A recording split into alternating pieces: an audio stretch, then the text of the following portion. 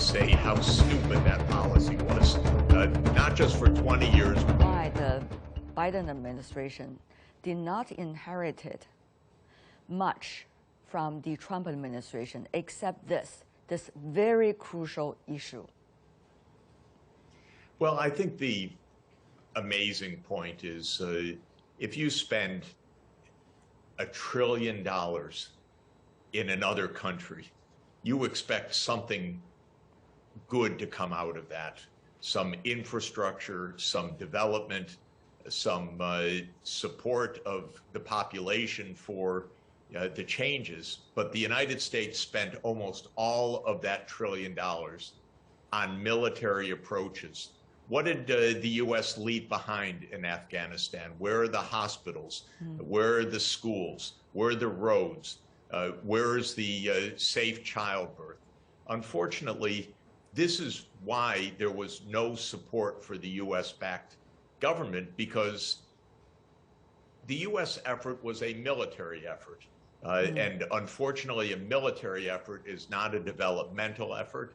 A military effort doesn't win the support of people. It ended up having no broad support in the population. And the result is the Taliban were able to wait and then return after $1 trillion.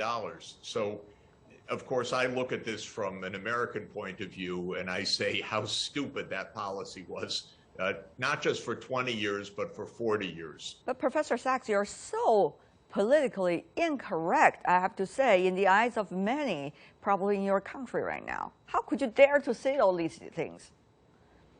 Well, because, you know, at my age, and I've been at this for 41 years working all over the world, I've seen straight up Vietnam, the disaster in Cambodia. I've seen the U.S. intervention in Central America. We've seen 2 Gulf wars. We've seen what covert operations did to destroy Syria. It's enough. I'm so sad for my country. But one after another. Why, Professor? There's an old expression in English that when you have a hammer, everything looks like a nail. Well, the United States has a powerful military, so everything looks like a solution for a war. And so the United States uses the military as foreign policy. But there is no foreign policy that comes out of a military. And we use the military in the Middle East, in Iraq, in Syria. We use the military in this region in Central Asia. We use the military in Central America. We use the military in Vietnam, Cambodia, Laos. Not once did this work. If all these things happen once and again, there must be a logic. What is driving all these perceptions? There must be some real interest down there. There are interests. There are corrupt contractors. There's the military-industrial complex. But I actually don't think that it's that. First, I think it's a lot of ignorance in the United States. The U.S. does not know the history and geography of the rest of the world, period. I mean, period.